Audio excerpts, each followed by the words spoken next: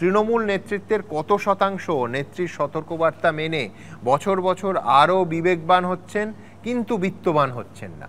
এটাও কিন্তু coat unquote Mamata Bandyopadhyay. আমি বিবেকবান মানুষ চাই, বিত্তবান চাই না। ওপেন ফোরামে নিশ্চয়ই সেই পরিসংখ্যানও পাওয়া যাবে।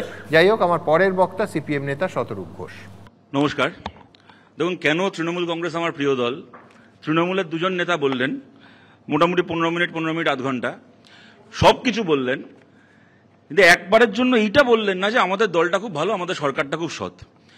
কি মোটামুটি ওনার কথার মানে কি বুঝলাম যে হ্যাঁ ভাই, চুরি করি, ডাকাতি করি, আমাদের দলের লোকেরা ধর্ষণ করে, সবকিছু করে, কিন্তু আমরা একটা গণতান্ত্রিক দেশে বসবাস করি, গণতান্ত্রিক ব্যবস্থার চোর আমরা, গণতান্ত্রিক ব্যবস্থার খুনি, গণতান্ত্রিক ধর্ষক আমরা। অতএব আমরা যাই করি না কেন আমাদেরকে কিন্তু রাস্তায় মারধর করা যাবে না, আমাদেরকে কিন্তু হারাতে হলে গণতান্ত্রিকভাবে হারাতে হবে। এত মিষ্টি দল আপনি কোথায় পাবেন? বুয়াদা কতগুলো কথা বললেন যে গণ আন্দোলনে তৃণমূল আমলে গুলি চলেছে কিনা। বুয়াদা, মফিজুল আলমগীর নামটা মনে পড়ছে? ভাঙড়ে লড়াই করছিল জমির জন্য, গুলি চালিয়ে খুন করেছে আপনাদের পুলিশ। এবং কি বলুন তো, আন্দোলন করলে তাকে মেরে ফেলার হাতিয়ারটাকে আপনারা একমাত্র গুলি বন্দুকে আটকে রাখেননি। সুদীপ্ত লাঠির বাড়ি পিটিয়ে মেরেছেন সুদীপ্ত গুপ্তকে, একটা 22 বছরের ছেলে কলেজে ছাত্র ভোট চেয়েছিল বলে। মহিদুল মিদ্দা, অর্জুন সিংকে যখন বললেন যে কথার মাঝখানে কথা না বলতে, আপনার জন্য কি আলাদা সংবিধান আছে দেশে? সুদীপ্ত বললাম, মহিদুল মিদ্দা চাকরির দাবিতে গেছিল, পিটিয়ে খুন করলেন ছেলেটাকে, ছেলেটা রাস্তায় পড়ে বললো আমি আর বাঁচবনি, সত্যি ছেলেটা আর বাঁচল না। আপনার আনিস খানের নাম মনে আছে? রাত্রিবেলা এনআরসির বিরুদ্ধে আন্দোলন করছিল, রাত্রিবেলা পুলিশ পাঠিয়ে বাড়িতে বাবার সামনে থেকে টেনে নিয়ে গিয়ে ছাদ থেকে ফেলে খুন করেছিলেন। খুনের কত রকম ইনোভেটিভ কায়দা আবিষ্কার করেছেন। তামান্নার কথা মনে আছে?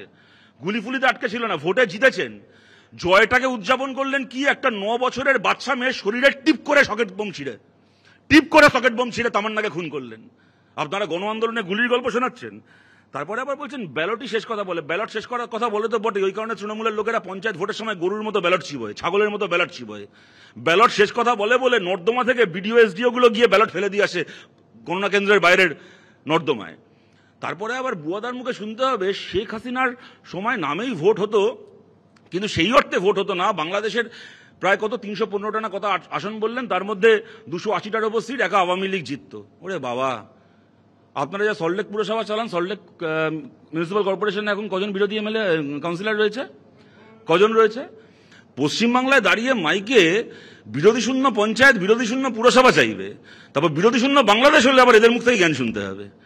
তারপরে এলো আমার ভাই দেবাংশু, বলে 22শে মে 2022 অব্দি অর্জুন সিং তৃণমূলে ছিলেন, তৃণমূলে জয়েন করেছিলেন। তারপরে ওনার পাশে, ঠিকই কথা, এটা আমরা সবাই দেখেছি, দেবাংশুর পাশে বসছিলেন মঞ্চে। 24 সালে নাম ঘোষণা হলো না, বিজেপিতে চলে গেলেন। ভাই তোমার কি বলবো, তোমাকে ভালোবাসি। তোমার তো অর্জুন সিং এর পাশের চেয়ারে বসে থাকার কথা ছিল না ভাই, তোমার মমতা ব্যানার্জির চৌকাটে শুয়ে থাকার কথা ছিল।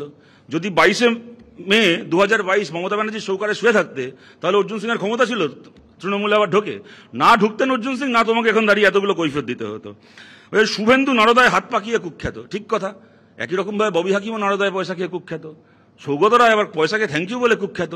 সুব্রত মুখার্জি মোড়ে ভূত হয়ে গেছেন, উনিও নরদয় পয়সা খেয়ে কুখ্যাত। তোমার কাকলি ঘোষ দস্তিদার, কেই বা নরদয় পয়সা খেয়ে কুখ্যাত নয় বলো? তোমার দলে এতগুলো নরদয় পয়সা খাওয়ার লোককে এখনো মাথার উপর রেখে দিয়ে এইসব কথা বলে লাভ কি আছে? বুঝলেন, প্রশাসনিক মিটিং মমতা বন্দ্যোপাধ্যায় লাইভ করেন, এটা নাই গণতন্ত্র? এটা ভাই দেবাংশু, মমতা বন্দ্যোপাধ্যায় যখন অ্যাডমিনিস্ট্রেটিভ মিটিং লাইভ করেন, তখন গোটা বাংলা, গোটা ভারতের মানুষ দেখেন। মানুষের ভোটে নির্বাচিত বিরোধী দলের এমএলএ এমপিদের সেই অ্যাডমিনিস্ট্রেটিভ মিটিংয়ে ঠাঁই হয় না। এইটা গণতন্ত্র নয়, এটা অগণতন্ত্রের লাইভ বিজ্ঞাপন। তারপরে বলছে আমাদের মাননীয় ভাইস চ্যান্সেলরের ব্যাপারে উনি কোট করে বললেন, সন্তানসম ছাত্রকে কেন সেন্সার করা হয়েছে? ঠিকই কথা, সন্তানসম ছাত্র যদি ক্রিমিনাল সমাজ কাজ করে তাহলেও তাকে কোলে পিঠে করে রাখতে হবে। যেমন মমতা বন্দ্যোপাধ্যায় কসবা ল কলেজের ওনার সন্তানসম মনোজিৎ মিশ্রকে আগলে রেখেছিলেন, তাই ওনার সন্তানসম মনোজিৎ মিশ্রর মানে কসবা ল কলেজের প্রিন্সিপালের ক্ষমতা হয়নি তার বিরুদ্ধে ব্যবস্থা নেওয়ার। সে কলেজ থেকে বেরিয়ে যাওয়ার পরও তাকে কলেজের ইজারা দিয়ে রেখেছিলেন। তাই মমতা বন্দ্যোপাধ্যায় সন্তানসম মনোজিৎ মিশ্র কি সুন্দর ধর্ষণ করে বেড়ালো, গণধর্ষণ করে বেড়ালো। এটাই তো বাংলার মডেল হবে। কোনো ছাত্র যদি ক্রিমিনালের মতো কাজ করে, সত্যি তো তাকে সেন্সার করা হবে কেন? তাকে ফুলচন্দন দিয়ে পুজো করতে হবে, তবে না বাংলা, তবে না গণতন্ত্র। তারপরে একটা পার্টিনেন্ট প্রশ্ন করেছে যে ওই তৃণমূলের কর্মসূচির দিন ইউনিভার্সিটির পরীক্ষা হলো, তাতে কি ভিড় কমানো গেল? ঠিক কথা, ভিড় কমানো গেল না তৃণমূলের মিটিংয়ের। তো ভাই, ইউনিভার্সিটির পরীক্ষারও তো ভিড় কমানো গেল না, 97% অ্যাটেন্ডেন্স হলো। এর থেকে কি প্রমাণিত হলো? বহু বছর ধরে আমাদের জেনে আসা কথা নতুন করে প্রমাণিত হলো, যারা বিশ্ববিদ্যালয়ের পরীক্ষায় বসে আর যারা টিএমসিপির মিছিলে যায়, এই দুয়ের মধ্যে কোনো সম্পর্ক নেই। যাকে আজকের যে বিষয়টা দেওয়া হয়েছে আলোচনায় সেটাই আসি। তাহলে দেখুন, আমার পার্টি আমরা নির্বাচনের মাধ্যমেই সরকার পরিবর্তনে বিশ্বাস করি। আমরা চাই না কাউকে মারতে মারতে রাস্তায় তার পুড়িয়ে মারা হোক কি মারধর করা হোক ইত্যাদি হোক, এটা মানে আমাদের ঘোষিত পার্টি লাইন, পার্টি কর্মসূচি। এবং আমরা গর্বিত যে ভারতের গণতন্ত্র এত বছর পুরনো হয়েছে, স্বাধীন ভারতের গণতন্ত্র, এখানে অনেক কিছু হয়েছে, এমনকি আমরা আমাদের দেশের প্রধানমন্ত্রীদের হত্যাও দেখেছি, কিন্তু আমাদের দেশে কখনো ওই সামরিক অভ্যুত্থান আর লোকের ওই ঘরবাড়ি পুড়িয়ে ক্ষমতা দখল আমাদেরকে দেখতে হয়নি। এটা আমাদের গর্ব। এটাও ঘটনা, পাবলিক যদি কালকে খেপে ওঠে তখন পাবলিক কি করবে সে তো আর সিপিএম এর পার্টি লাইন মেনে ঠিক করবে না। সুতরাং তখন পাবলিকের ইচ্ছা, পাবলিক কি করবে। তবে আমি একটা কথা আপনাদের মনে করাই, বাংলায় গোটা সিনেমা না দেখে থাকলেও মাঝে মধ্যে কিন্তু গত কয়েক বছর আমরা ট্রেলার দেখেছি। 2019-এ যখন তৃণমূলের আসন একটুখানি কমলো, তারপরে আপনারা দেখেছেন মোটামুটি পশ্চিমবাংলাতে সেই সময় হচ্ছে দুয়ারে শ্রীলঙ্কা প্রকল্প চালু হয়ে গেছিল। গ্রামে গঞ্জে তৃণমূলের লোকগুলোকে কলার ধরে বাড়ি থেকে বার করে কান ধরে উঠবোস করিয়ে গাছে বেঁধে পেটাতে পেটাতে পয়সা ফেরত নেওয়া হচ্ছিল। চুরির টাকা, ডাকাতির টাকা, চাকরি বিক্রির টাকা। এমন অবস্থায় পৌঁছে গেছিল ব্যাপারটা, মমতা বন্দ্যোপাধ্যায়কে সেই সময় দাঁড়িয়ে বলতে হয়েছিল, প্রথমে বললেন যে দলের লোককে কাটমানি ফেরত দিতে হবে, তারপরে যখন দেখলেন দলের লোকেরা কাটমানি ফেরত দিতে পারছে না, যা টাকা খেয়েছিল 25 টাকা ডেকে 75 টাকা মমতা ব্যানার্জিকেই পাঠিয়ে দিয়েছে। এখন দলের লোক ফোন করে বলছে যে কাটমানি ফেরত দিতে বলছেন, আমার কাছে 25 টাকা রয়েছে, আপনার 75 টাকাটা পাঠান। পাবলিক তো 100 টাকা চাইছে, কেউ তো 25 টাকায় শান্ত হচ্ছে না। তখন মমতা ব্যানার্জি বুঝলেন বিপদ। তখন আবার ওই মমতা ব্যানার্জি মঞ্চে দাঁড়িয়ে বললেন, কারা কারা এরকম ভাবে টাকা ফেরত চাওয়ার জন্য আমার দলের লোকেদের বাড়িতে চড়াও হচ্ছে, তাদের বিরুদ্ধে পুলিশকে বলছি এফআইআর করতে হবে। মনে রাখবেন, পুলিশকে বলছি, কেন পুলিশ কতটা গুরুত্বপূর্ণ আমি পরে আসছি। 2023-এর পঞ্চায়েত ভোট গোটা বাংলা দেখলো, তৃণমূল যা 2018-এ করতে পেরেছিল 2023-এ পারলো না। 2023-এ তৃণমূল কংগ্রেসকে সক্রিয় প্রতিরোধের সামনে পড়তে হলো মানুষের, সক্রিয় প্রতিরোধের সামনে। 2024-এর শুরুতে সন্দেশখালী, যে শেখ শাহজাহানের পাপের সাম্রাজ্য তৈরি হয়েছিল, সেই পাপের সাম্রাজ্যে, সেই পাপের লঙ্কায় আগুন লাগালো সন্দেশখালীর মানুষ। এবং 2024-এর লোকসভা ভোটে সত্যি তৃণমূলের আসন বাড়লো, সব হলো। তার কয়েক মাসের মধ্যে আরজি করকে নিয়ে ওরকম ভাবে মানুষের রাস্তায় নামা বাংলার মা বোনেদের, যারা জীবনে কোনোদিন মিটিং মিছিলের মুখ দেখেননি, তাদেরও পরিবারকে ছেড়ে সন্তানকে ঘুম পাড়িয়ে রাতের পর রাত রাস্তায় দাঁড়িয়ে থাকা।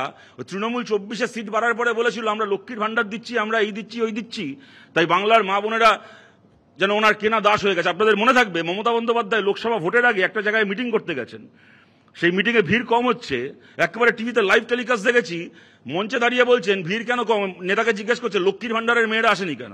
মানে যারা লক্ষ্মীর ভান্ডার পায় তারা ওনার কৃতদাস হয়ে গেল, লক্ষ্মীর ভান্ডারের টাকা নিচ্ছে বলে তাদেরকে ওনার মিটিং মিছিলে যেতে হবে। কয়েক মাসের মধ্যে আরজি করা হলো লোকসভার, কি দেখলাম, বাংলায় লক্ষ্মীর ভান্ডারের টাকা পান যে মা বোনেরা, তারা রাস্তায় দাঁড়িয়ে স্লোগান দিচ্ছেন শাসকের গালে গালে জুতো মারো তালে তালে। আমরা দেখেছিলাম। তারপরে কতগুলো বাই ইলেকশনের ফলাফল হয়েছে, সেই আন্দোলনকে আপনারা ছাইচাপা দিয়েছেন, কিভাবে দিয়েছেন না দিয়েছেন সে সবাই মোটামুটি জানে, তো আমি তার মধ্যে যাচ্ছি না। কিন্তু আমি এইটা বলছি, বাংলা কিন্তু গণবিস্ফোরণের আভাস একাধিক ক্ষেত্রে পেয়েছে। এবার আসি জনসমর্থনের তত্ত্বে, যে কথাটা ওনারা দেখবেন আকসার বলে থাকেন যে আমাদের এই হয়েছে ওই হয়েছে, আমরা এই করেছি সেই করেছি, কিন্তু আমাদের সঙ্গে জনসমর্থন আছে। কই, আমরা তো এত ভোটে জিতেছি, আমরা তো অত ভোটে জিতেছি, আমাদেরকে কে কি করবে। আপনাদের এই প্রসঙ্গে বলি, এই ধরনের কথা কি আমরা নেপালের প্রধানমন্ত্রীর মুখে কখনো শুনতে পাইনি এর আগে। আমি বারবার করে কথা বলছি, আমার কথাকে কেউ ভুল বুঝবেন না, আমি কখনো এটা মনে করি না যে নেপালে যে পথে সরকার পরিবর্তন হচ্ছে কি বাংলাদেশে হয়েছে, আমরা কোনোদিন খুশি হব না যদি ভারতে সেই পথে সরকার পরিবর্তনের পরিস্থিতি তৈরি হয়। আমরা মনে করি, আমাদের পার্টি গভীরভাবে মনে করে, ভারতের সংবিধানে দেওয়া নির্বাচনী যে ব্যবস্থা আছে তার মধ্যে দিয়েই আমরা সরকার পরিবর্তন চাই। এবং ভারতের সংবিধান অনুযায়ী সরকারে থেকেও যারা যারা অপরাধ করবে, ভারতের সংবিধানের স্বাভাবিক প্রক্রিয়ায় যেন সেই অপরাধীদের বিচার, তাদের শাস্তি হয়। যেন ওই আমি আজকে বিরোধী দলে আছি মানে আমার বাড়িতে ইডি সিবিআই ডেরা বানিয়ে বসে থাকবে আর আমি কালকে বিজেপিতে চলে যাব, অমনি আমি ইডি সিবিআই জামাই হয়ে যাব, এই জিনিস যেন না হয়। বা আমি খালি এই সময় বলবো কেন, অতীতেও যদি কখনো এরকম হয়ে থাকে যে আজকে মমতা বন্দ্যোপাধ্যায়ের এত বক্তব্য সেন্ট্রাল এজেন্সি নিয়ে, যখন রাজ্যে যখন বামফ্রন্ট সরকার ছিল, উনি যখন বিরোধী নেত্রী ছিলেন, আপনার মনে আছে, ওনাদের কারোর মাথায় হুকুম হলেও সিবিআই তদন্ত চাইতেন। তো যাই হোক, এখন মুখ্যমন্ত্রী হয়ে চুরি ডাকাতি করে এখন সিবিআইয়ের ওপর গোসা হয়েছে। তা মমতা ব্যানার্জির কেন সিবিআই নিয়ে এত রাগ আমি তো বুঝি না। সত্যি তো সিবিআই ওনাকে কোনো বিপদে ফেলতে পারেনি আজ অব্দি। অর্জুন সিং বলার সময় বললেন বললেন আরজি করের আন্দোলনের সময় নাকি সিপিএম এর কি ভুল হয়েছে। আরে সিপিএম চুলোই যাক রে ভাই, পশ্চিমবাংলায় একটা বিধানসভায় আসন নেই, এখান থেকে লোকসভায় কোনো আসন নেই, সিপিএম এর কি ঠিক হয়েছে কি ভুল হয়েছে তাই নিয়ে তর্ক করে কি হবে? আপনার সিবিআইটাকে কি সিপিএম চালায় নাকি সিবিআইটাকে মোদী অমিত শাহ চালায়? আপনার সিবিআই কেন পারলো না? সিপিএম এর মুখ চেয়ে পারলো না সিবিআই আরজি করের ঘটনার বিহিত করতে? এই যে আপনারা মাঝে মধ্যে তত্ত্ব দেন যে পশ্চিমবাংলায় হচ্ছে কি যে সব প্রমাণ লোপাট হয়ে গেছে, প্রমাণ লোপাট হয়ে গেছে বলে সিবিআই কিছু করতে পারছে না। নারদার ভিডিওর কি প্রমাণ লোপাট হয়ে গেছে? নারদার আমি ধরে নিচ্ছি সব চাকরি চুরি, গরু চুরি, বালি চুরি সব প্রমাণ লোপাট হয়ে গেছে। নারদার কি প্রমাণ লোপাট হয়ে গেছে? লোকগুলোর হাত পেতে পয়সা খাওয়ার ভিডিও কি নেই? একমাত্র বিজেপির ইউটিউব চ্যানেল ছাড়া তো আর কোনো জায়গা থেকে লোপাট হয়নি। তাও তো নারদার চোরগুলো বুক ফুলিয়ে ঘুরে বেড়াচ্ছে, কয়েকটা অর্জুন সিং এর দলে, কয়েকটা দেবাংশু বুয়াদার দলে। সুতরাং প্রমাণ লোপাটটা বিষয় না। সিবিআই মনে করেছে, সিবিআইয়ের ওপর নির্দেশ আছে, কিছু করা যাবে না, কিছু করেনি। যাকগে, যে কথাটা এখন বলছিলাম যে পশ্চিমবাংলার ক্ষেত্রে এনারা জনসমর্থনের তত্ত্ব দেন যে আমাদের সঙ্গে মানুষ আছে, মানুষের রায় আছে, অতএব আমাদের কিছু হবে না। একই রকম জনসমর্থনের তত্ত্ব নেপালেও দেওয়া হয়েছে, বাংলাদেশেও দেওয়া হয়েছে। তারপরে কি হয়েছে আমরা দেখতে পেয়েছি, কারো এটাকে ভালো লাগুক কি না লাগুক। কিন্তু কথাটা আমি এই কারণে বলছি, ধরুন সেখানে বাংলাদেশে ছাত্র জনতা বলা হয়েছে, নেপালে জেনজি, তাদের পেছনে কার মদত রয়েছে, আমেরিকার টাকা আছে কিনা, চায়নার টাকা আছে কিনা, কি আছে না আছে, প্রশ্নগুলো জরুরি।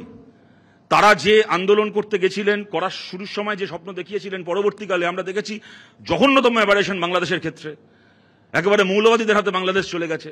এই সব সত্যি, কিন্তু এইটাও তো তার পাশাপাশি সত্যি যে তার আগে আপনি বাংলাদেশের ক্ষেত্রে শেখ হাসিনা বলুন, কি আপনি নেপালের ক্ষেত্রে ওলি, প্রাইম মিনিস্টার ওলি, ওনার কথা বলুন, এনারা যখন ফাইনালি, এদের তো জনসমর্থন ছিল, এরা কেউ তো মানে সেই হস্তিনাপুর জয় করে ক্ষমতায় আসেন, এরাও তো ভোটে জিতেই এসেছিলেন, যেমনই ভোট হয়ে থাক না কেন।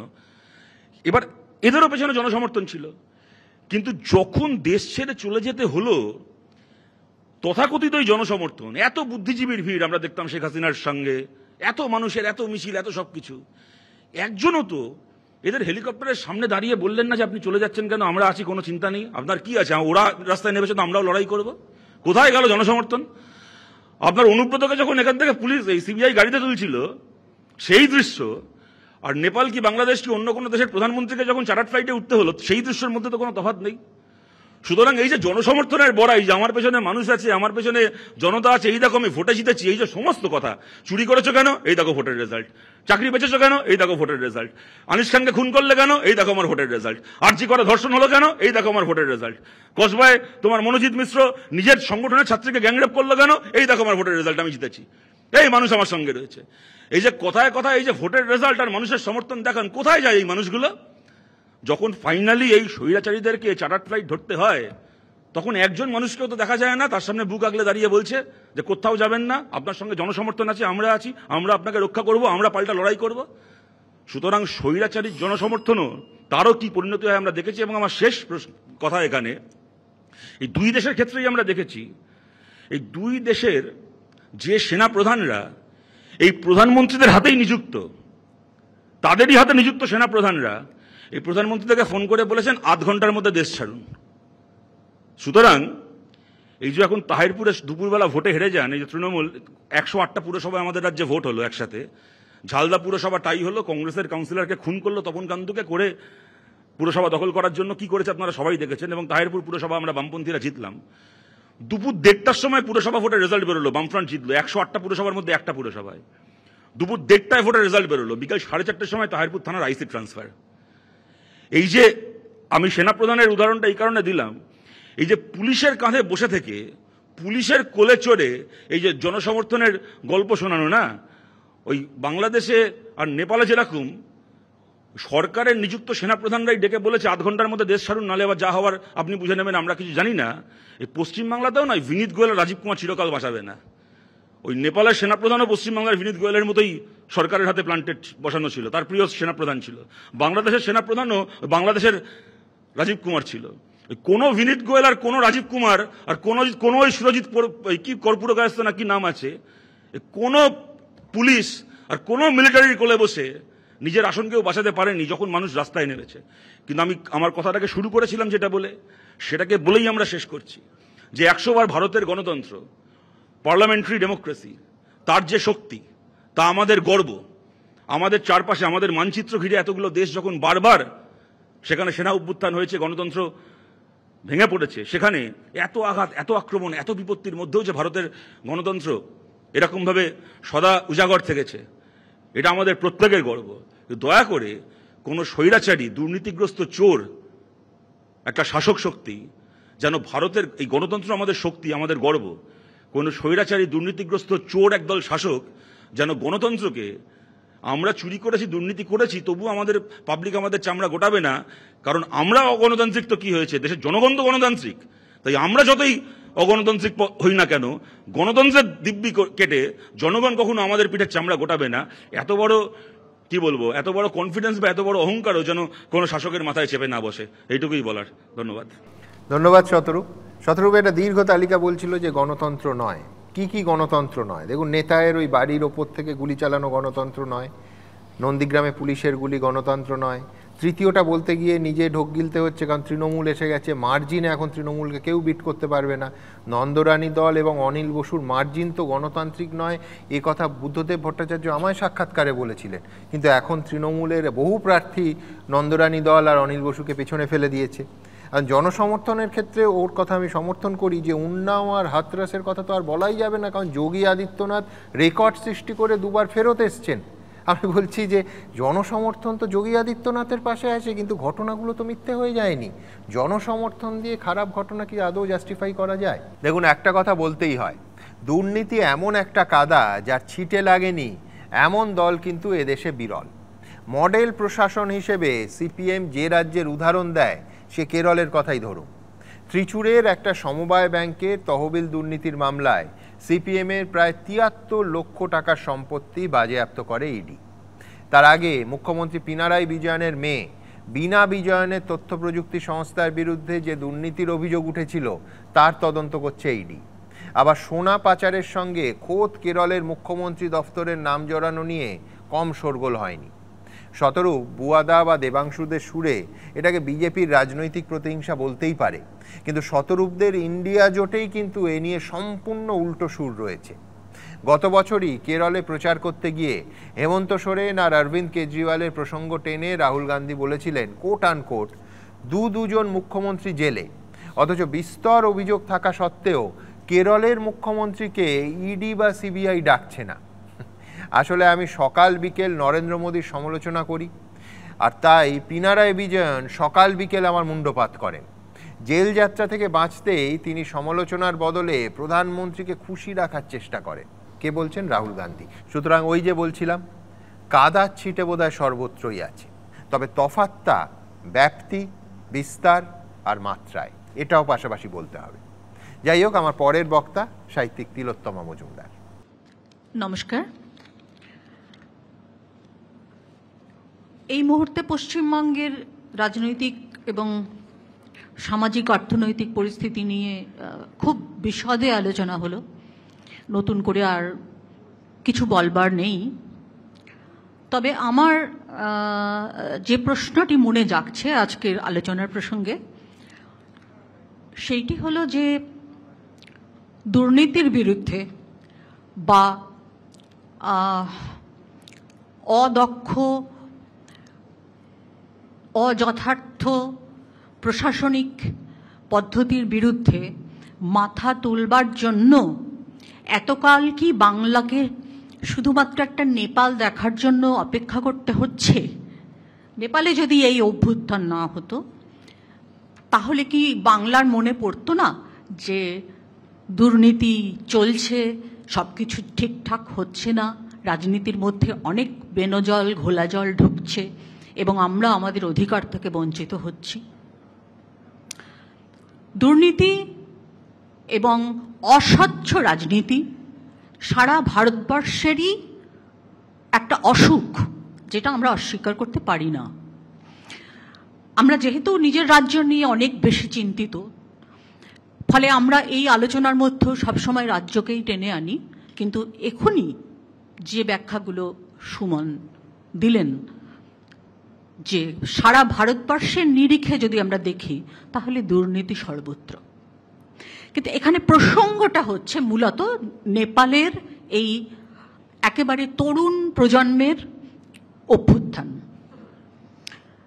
খারাপ দিক তো অনেকগুলোই আছে, সকলেই সেইগুলোর নিন্দে করেছেন, আমিও সেইগুলোর নিন্দে করি। যেটা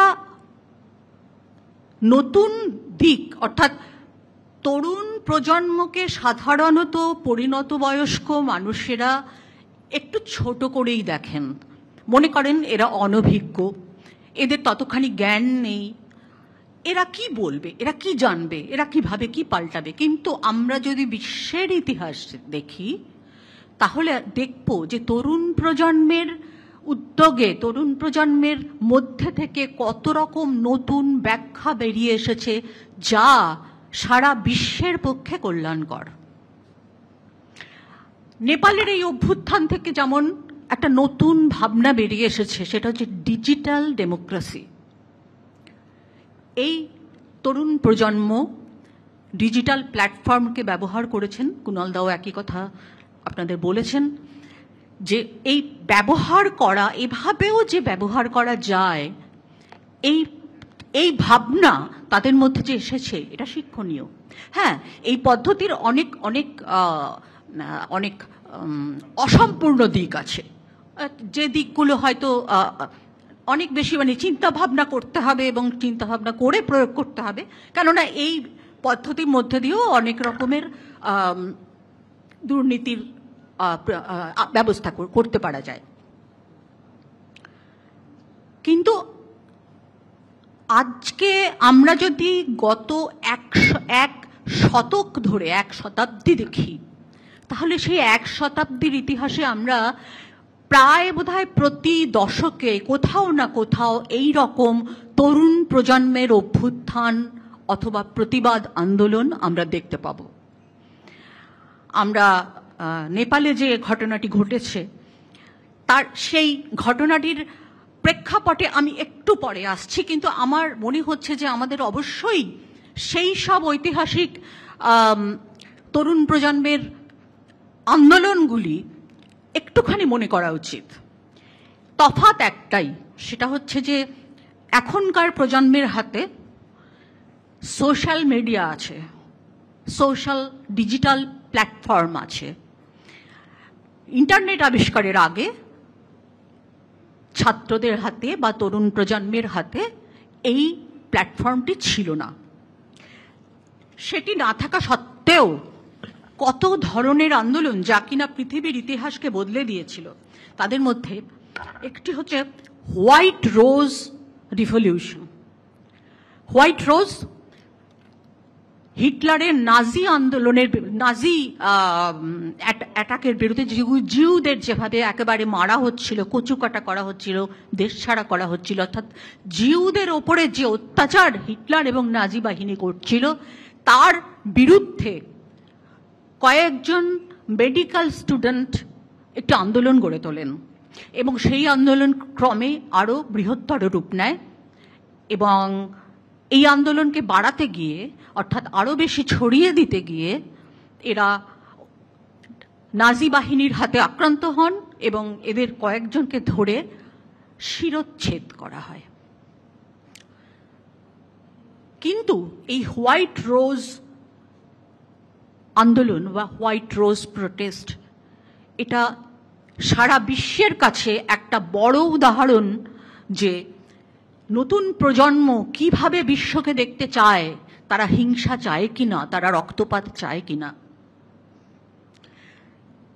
ঠিক একইভাবে আমি মনে করিয়ে দিতে চাই, যখন ভিয়েতনাম যুদ্ধ হচ্ছিল, সেই সময় কেন্ট ইউনিভার্সিটিতে ছাত্রছাত্রীরা আন্দোলন শুরু করে, যুদ্ধ বিরোধী আন্দোলন, এবং তারা সরকারের উপর চাপ সৃষ্টি করতে চেষ্টা করে যে এখনই ভিয়েতনামে এই সৈন্য পাঠানো এবং যুদ্ধ করা বন্ধ হোক। এবং সরকার এক পক্ষে মেনে নিল, তারপর দেখা যায় যে না, তারা সেটা মানছেন না, কথা দেওয়া সত্ত্বেও তারা এই যুদ্ধ চালিয়ে যাচ্ছেন। তখন সেই আন্দোলন একটা বৃহত্তর রূপ নেয় এবং কোনো সরকার সঠিকভাবে তার প্রশাসনিক কাজকর্ম করছে কিনা, সঠিকভাবে কর্তব্য পালন করছে কিনা, সেটা জনগণ ঠিকঠাক খেতে পাচ্ছে কিনা, জনগণ ঠিকঠাক চাকরি বাকরি পাচ্ছে কিনা, কাজের জায়গা পাচ্ছে কিনা, জনগণ ঠিক সুন্দর সড়কে গাড়ি চালাতে পারছে কিনা, এইটার মধ্যেই সীমাবদ্ধ থাকে না। এইগুলো ছাপিয়েও আরো অনেক অনেক বেশি মানবিক দিক উঠে আসে, যে যখন প্রকাশ পায় যে কোন সরকার কোনো প্রতিবাদকে কিভাবে নিয়ন্ত্রণ করছে, কোনো প্রতিবাদের প্রতি তার যে রেসপন্স সেটা কি রকম। যেমন এই ভিয়েতনামের যুদ্ধে যে কেন্ট ইউনিভার্সিটি থেকে যে উঠে এলো যে প্রতিবাদ, সেই আন্দোলনে গুলি চলেছিল, মারা গিয়েছিল ছাত্ররা। আমরা এই রকম আন্দোলন দেখেছি আরো, সাউথ আফ্রিকায় আমরা দেখেছি আন্দোলন। শুধুমাত্র ছাত্ররা আন্দোলন করেছিল কমিউনিস্ট সরকারের বিরুদ্ধে চেকোস্লোভাকিয়ায়। তাদের অনেক রকমের অভিযোগ ছিল, তাদের মনে হয়েছিল যে তারা খানিকটা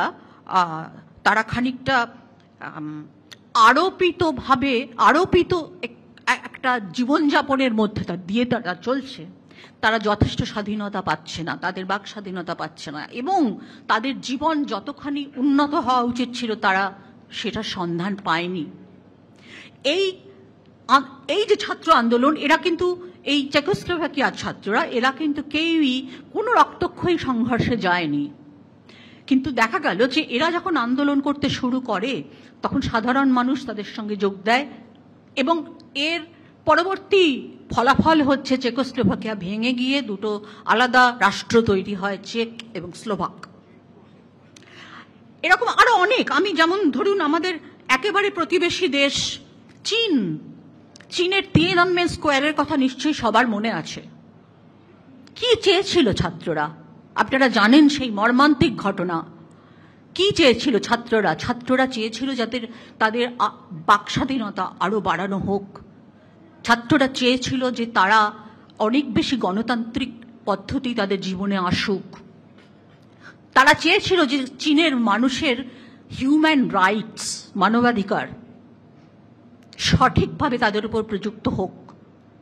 তারা কেউ কোনো রক্তক্ষয়ী সংগ্রামে যেতে চায়নি, কিন্তু তাদের রক্তপাত ঘটেছিল এবং সেটা চীন সরকার করেছিল।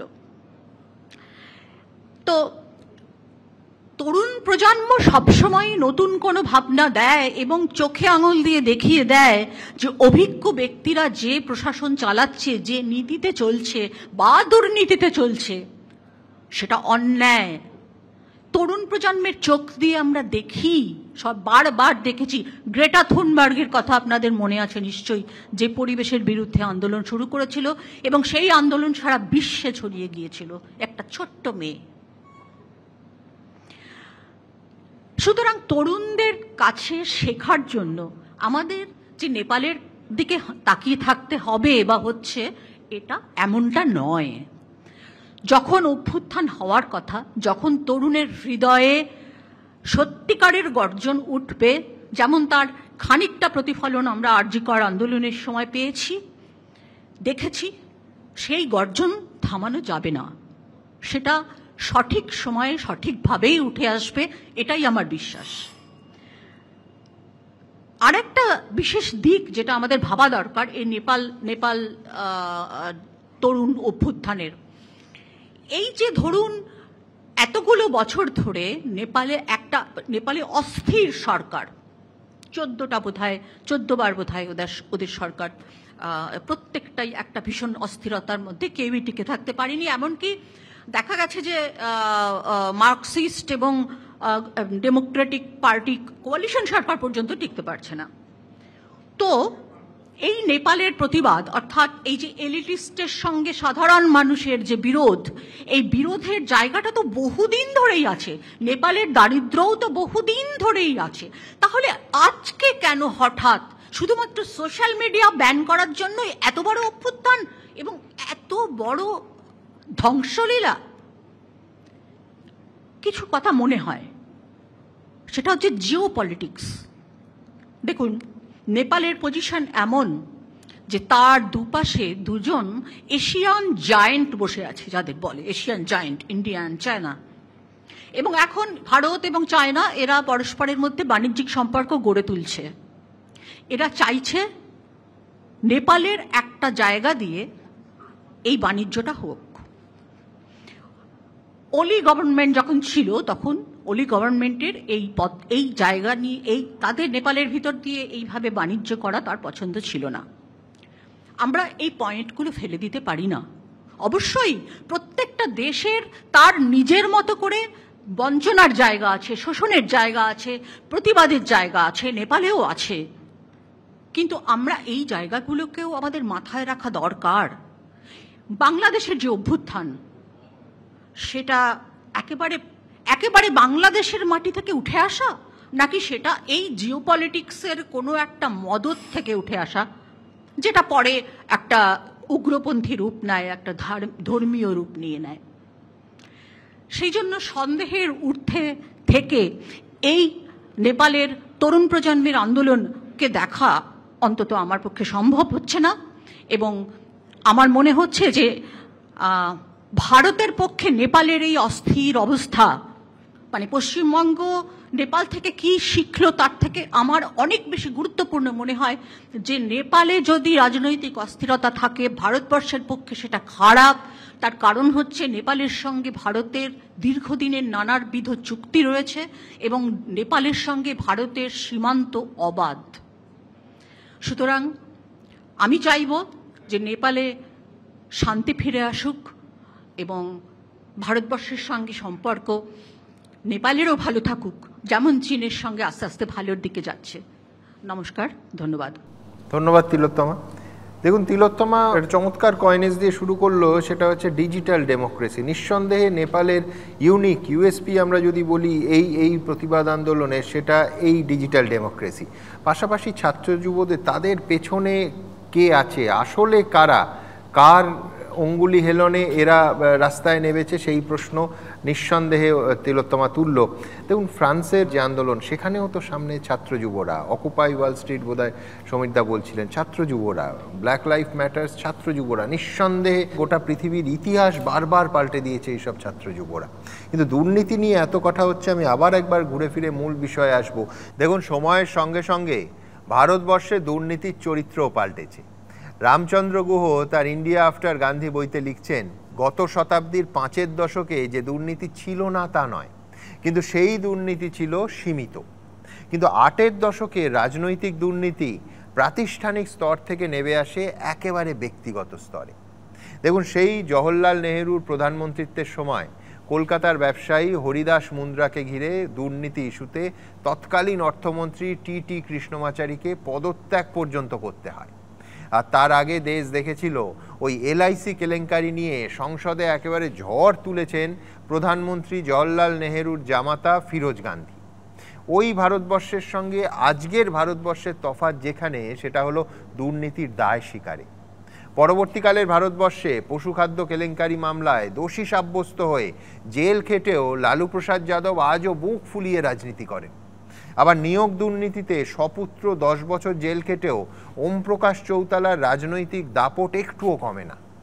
এখন ভারতবর্ষের জেনজিও যদি এই অনাচারে অতিষ্ঠ হয়ে সুকান্ত ভট্টাচার্যের 18 বছর বয়স কবিতার মতো ওই 18 বছর বয়স ভয়ঙ্কর তাজা তাজা প্রাণে অসহ্য যন্ত্রণা নিয়ে দুর্নীতির বিরুদ্ধে লড়াই করতে সত্যিই কোনোদিন রাস্তায় নামে, তাদের কি দোষ দেয়া যাবে? যাই হোক, আমার পরের বক্তা বোলান গঙ্গোপাধ্যায়। নমস্কার। এতক্ষণ ধরে সভার আলোচনা থেকে আমার সবচেয়ে প্রথমে যে কথাটা মনে হলো, এখানে বারবার করে উঠে এসেছে যে নেপালের আন্দোলনের মধ্যে কি ধরনের নৃশংসতা ঘটেছে। শুধু যে মন্ত্রীর স্ত্রীকে জ্বালিয়ে দেওয়া হয়েছে এমন নয়, তার থেকেও আমার মনে হয়েছে চর্যাপদ যে লাইব্রেরিতে রক্ষিত ছিল সেই লাইব্রেরিটাও পুড়ে গেছে। এই সমস্ত ঘটনার এবং তার নিন্দে শুনতে শুনতে আমার রবীন্দ্রনাথের রাজা ও রানীর একটা সংলাপ মনে পড়ল। সেখানে প্রজাবিদ্রোহের সময় রানী বলছেন, এতদিন অর্ধাহার তবু অনাহার হইল না অভ্যাস। আর একটা মনে পড়ছিল, সেটা অজিতেশ বন্দ্যোপাধ্যায়ের নাটকের একটা গানের কথা, ভরপেটটা খেলে পরে তবে জ্ঞানের কথা। প্রশ্নটা এইখানে, যেটা শান্তাদি বললেন যে সুন্দর আর সুন্দর থাকে না যদি মানুষ অনাহারে অভ্যস্ত না হয়ে যায়। তো সেই জায়গায় দাঁড়িয়ে এই সমস্ত ক্ষতিকে, এটা পৃথিবীতে বহুবার বহু জায়গায় ঘটেছে, কোনো জায়গাতেই সেটা সেই অর্থে সমর্থনযোগ্য নয়, কিন্তু এটা অবশ্যম্ভাবী। এইটা আমরা দেখতে পাচ্ছি যে পার্লামেন্টে আগুন লাগছে, কিন্তু এইটা আমরা দেখতে পাচ্ছি না যে জেনারেশন আফটার জেনারেশন তারা অর্ধাহারে আছে। তাদের বাড়ির একমাত্র সন্তান, সে বিদেশ থেকে গিয়ে পরিযায়ী শ্রমিকের, কোথাও হোটেলের বয়, কোথাও লেখাপড়া শেখারও তেমন সুযোগ নেই, হয়ে কাজ করে টাকা পাঠাচ্ছে, জন্মের মতো তার সঙ্গে তার পরিবারের আর দেখা হচ্ছে কিনা সেটাও আমরা জানি না। এই যে একটা অবস্থা তৈরি হয়েছে, আমাদের পশ্চিমবঙ্গেও এই অবস্থার দিকে আমরা যাচ্ছি। দক্ষিণবঙ্গে গ্রামের পর গ্রাম কোনো যুবক ছেলে নেই, কারণ সকলেই পরিযায়ী শ্রমিক হয়ে গেছে এবং সেটা অন্য রাজ্যে, এবং সেটা বাবা মার ভরণ পোষণের জন্যই। প্রায় 8.5 লক্ষ নেপালি 24-25 সালে, শুধু 24-25-এর হিসেব বলছি আমি, যারা দেশ ছাড়া, এবং সেটা শুধু রোজগারের তাগিদে, এবং সেই রোজগারটাও কোনো যে খুব অর্থকরী এবং সেটা যে খুব একটা ভালো লিভিংকে সমর্থন করতে পারে এরকম রোজগার নয়। সেই রোজগারটাও নিতান্তই দিন আনা দিন খাওয়ার রোজগার। সামাজিক পরিবেশটা এই জায়গায় গেছে। এবং নেপালে এই প্রথম ছাত্র আন্দোলন হলো না, 1947-এর ধারা উদ্বোধিত হয়ে নেপাল কংগ্রেস এবং রাজা ত্রিভুবন এই দুজনে সম্মিলিতভাবে 1951 সালে প্রথম যে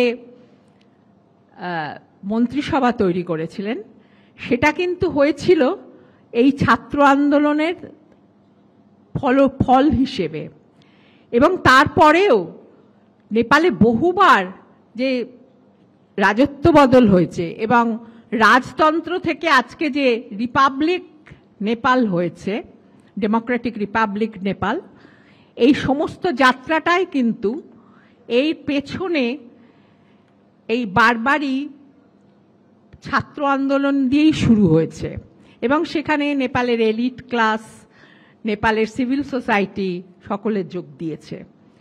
এবং আর একটা খুব গুরুত্বপূর্ণ বিষয়, সেটা এখানে খুব একটা উল্লেখিত হলো না, সেটা হচ্ছে এখানে নেপালের সামরিক বাহিনী, এরা কিন্তু কোনোদিন ক্ষমতার জন্য লালায়িত হয়নি। পাকিস্তানে আমরা যেমন দেখেছি বা অন্যান্য সাউথ এশিয়ান কান্ট্রিতে দেখেছি যে সামরিক বাহিনী যদি কোনো সাহায্য করে, তাহলে সামরিক বাহিনীতে গিয়েই সেই ক্ষমতাটা শেষ হচ্ছে, তারাই ক্ষমতা অধিকার করছে। নেপালে কিন্তু এটা কোনোদিন হয়নি, এখনো পর্যন্ত হয়নি। এখনো সুশীলা কার্কি রয়েছেন।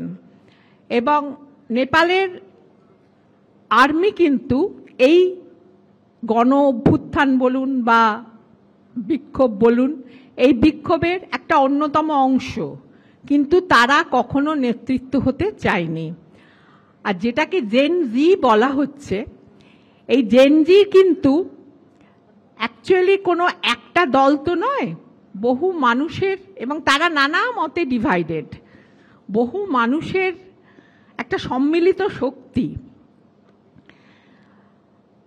পার্লামেন্টারি ব্যবস্থাতে আস্থা রেখে এই যে জনগণের মূল দাবিগুলোর থেকে সরে যাওয়া, এটা আমাদের এখানে রাজনীতিতে যে শুধু হচ্ছে তা নয়, বরঞ্চ আমি বলবো যে ভারতবর্ষের রাষ্ট্র অনেক বেশি শক্তপোক্ত এবং তার ক্ষমতাও অনেক বেশি, এবং ভারতবর্ষের রাষ্ট্রের একটা অদ্ভুত কি বলবো সেন্স অফ টাইমিং আছে, যে যখনই জনগণ একটা বিক্ষোভে বা ক্ষোভে সংঘবদ্ধ হবার অবস্থা হয়, তখনই একটা ছেলে ভুলোনো প্রজেক্ট, সেটা কখনো মিড ডে মিল, সেটা কখনো লক্ষ্মীর ভাণ্ডার, সেটা কখনো স্বাস্থ্য পরিষেবার একটা চমক, এটা দিয়ে তাকে ভুলিয়ে রাখা হয়। মূল বিষয়টা হচ্ছে যে কর্পোরেটের এই আগ্রাসনের বাইরে এই একটা সরকারের একটা ভূমিকা জনগণ চাইছেন। এটা আমার নেপাল সম্পর্কে প্রথম দিন থেকে মনে হয়েছে যে সরকারের তো অ্যাকচুয়ালি কোনো ভূমিকা নেই, তারা নিজেদের স্বজন পোষণে, নিজেদের জীবনযাপনে একরকম রাজতন্ত্রকে ফিরিয়ে আনছেন, যে জেনারেশন আফটার জেনারেশন কি করে খাবেন, 10 জেনারেশনের জন্য তারা ধন দৌলত তৈরি করে রাখছেন। এইটার বিরুদ্ধে, এবং সাধারণ নেপালি তার জীবনের সমস্ত কিছু কেড়ে নেওয়া হচ্ছে এর জন্যে। অর্জুনবাবু প্রথমেই বলছিলেন যে সমস্ত ল্যান্ড অফিসগুলোতে কেন আক্রমণ হয়েছে, তার কারণ ল্যান্ড রিফর্মের মিনিমাম প্রোগ্রামটা এসেছিল নেপালে, ল্যান্ড রিফর্মের কথা উঠেছিল, জমি কৃষক পাবে উঠেছিল এই কথা, এবং সেটা নিয়ে সরকার এগিয়েছিল, কিন্তু কি প্রচণ্ড কি অলি কেউই এই বিষয়টাকে গুরুত্ব দেয়নি, অর্থাৎ সাধারণ মানুষের কথা। তাহলে সেখানে আমরা গণতন্ত্রকে কি বলবো? বারবার শুনলাম যে মানুষ নাকি ব্যালট দিয়েই সব কিছু চেঞ্জ করবেন। হ্যাঁ, হয়তো ব্যালট দিয়ে চেঞ্জ হয় যদি আমার ব্যালটটা ঠিক জায়গায় পৌঁছয়। আজকে ঠিক সেই জায়গাটায় রাজনৈতিক দলের কূটকৌশলে, যেহেতু তাদের হাতে ক্ষমতা, আমি তো শুধু ছাপটা দিতে পারি বা আমি তো শুধু ইভিএম এর বোতামটা টিপতে পারি, এইটুকু আমার ক্ষমতা, কিন্তু সেই বোতামটা টিপলে আমি কোথায় গিয়ে ছাপ পড়বে সেটা আমার জানার উপায় নেই, এবং সেটা আমার কোনোভাবেই আমার তাকে প্রভাবিত করবার কোনো জায়গা নেই।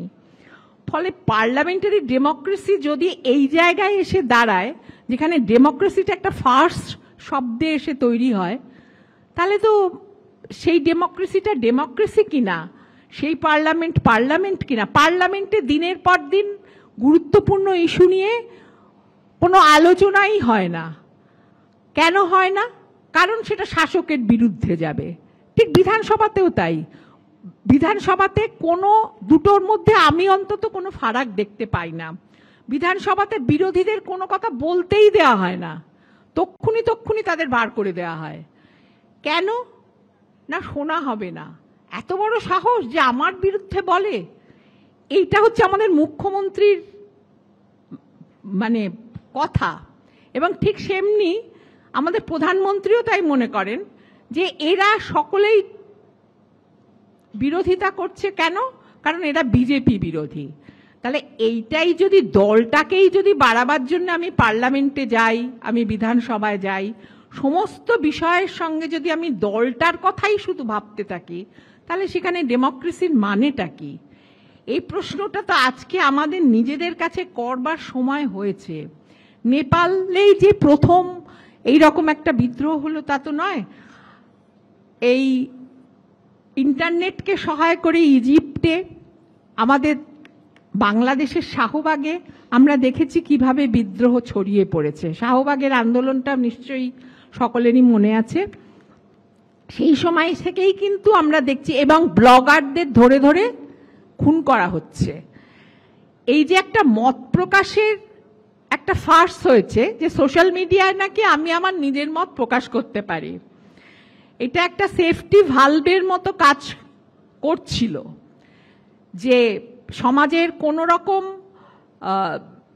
মানে রাগকে, উষ্মাকে এটা জমা হতে দিচ্ছিল না।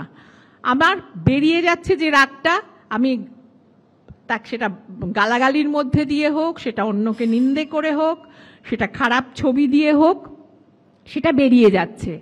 কিন্তু সেইখানে আমরা দেখছি যে সোশ্যাল মিডিয়া কিন্তু অ্যাকচুয়ালি আমার মত প্রকাশের জায়গা না। এটা বাংলাদেশেও দেখেছি ব্লগার ধরে ধরে মারা, এখানেও দেখছি যে যদি সোশ্যাল মিডিয়া আমি আমার মতটা প্রকাশ করি, যদি শালীনভাবেই প্রকাশ করি, পরের দিন আমার বাড়িতে আক্রমণ হচ্ছে। এই যে একটা সর্বক্ষেত্রে জনগণের গলা টিপে ধরো, সে যেন কোনো কথা না বলতে পারে আমার বিরুদ্ধে, এই যে একটা দমচাপা অবস্থা।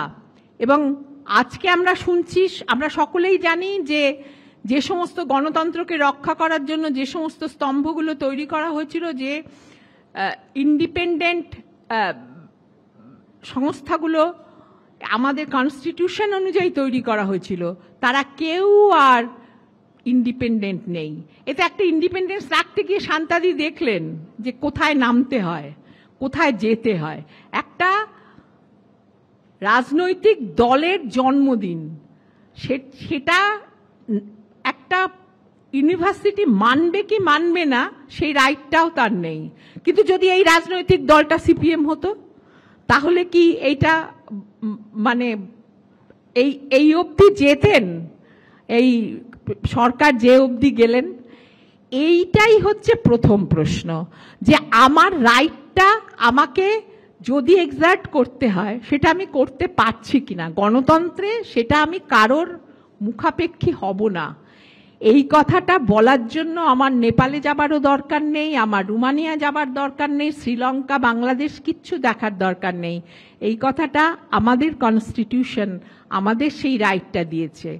এবং যদি কনস্টিটিউশন না মানে কোনো রাজনৈতিক দল, তারা যদি মিসইউজ করে, তাহলে সেটার বিরুদ্ধে বলবার, সেটার বিরুদ্ধে প্রতিবাদ করবার রাইটও আমার মানবাধিকারের মধ্যেই পড়ে।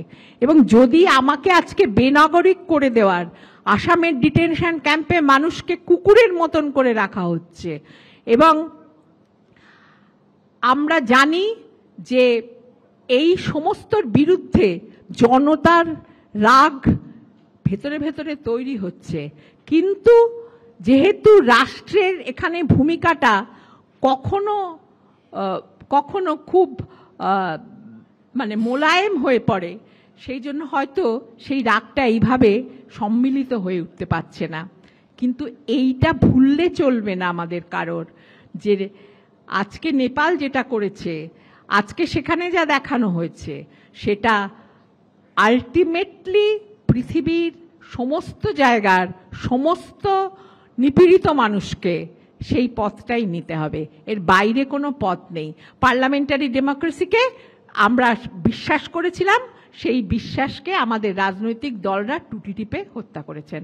সময় নেই আর কিছু বলবার। নমস্কার। ধন্যবাদ বোলান্দির একটা অংশ মানতে আমার কোনো অসুবিধে নেই যে গণবিদ্রোহের পেছনে, নেপালের গণবিদ্রোহের পেছনে সব থেকে বড় প্রশ্ন হচ্ছে জীবনের প্রশ্ন, জীবিকার প্রশ্ন। এটাই তো সব থেকে বড় হয়ে দাঁড়ায়। পাশাপাশি কিন্তু ভয়টা ওই জায়গায় যে ইতিহাসের পুনরাবৃত্তি হবে না তো। এই জন্য বলছি যে গণ আন্দোলন দেখুন বহু ক্ষেত্রেও কয়েক বছরের মধ্যে তার মূল লক্ষ্য থেকে কিন্তু বারবার আমরা দেখেছি সরে যায়। এই নেপালি আজ থেকে ১৯ বছর আগে ঠিক যে সময়টার কথা বোলান্দি বলছিলেন, এক গণবিদ্রোহের সাক্ষী হয়েছিল, যে ভ্রষ্ট আদর্শচ্যুত গণতন্ত্রকে আজকের জেনজি ছুঁড়ে ফেলে দিল, সেই গণতন্ত্রের দাবিতেই ২০০৬ সাল থেকে উত্তাল হয়ে উঠেছিল নেপাল। তবে রাজতন্ত্রের বিরুদ্ধে গণতন্ত্রের জন্য নেপালের লড়াইটা বহুদিন ধরেই চলে আসছিল। শুনলে আশ্চর্য হবেন অনেকে, অস্থির নেপালে রাজ ধরতে অন্তর্বর্তীকালীন প্রধানমন্ত্রী হিসেবে যাকে যুব সমাজ বেছে নিল, সেই সুশীলা কার্কির স্বামী গণতন্ত্র ফেরাতেই আস্ত একটা বিমান হাইজ্যাক করেছিলেন, যে অভিশপ্ত বিমানের যাত্রী ছিলেন বিখ্যাত অভিনেত্রী মালা সিনহা।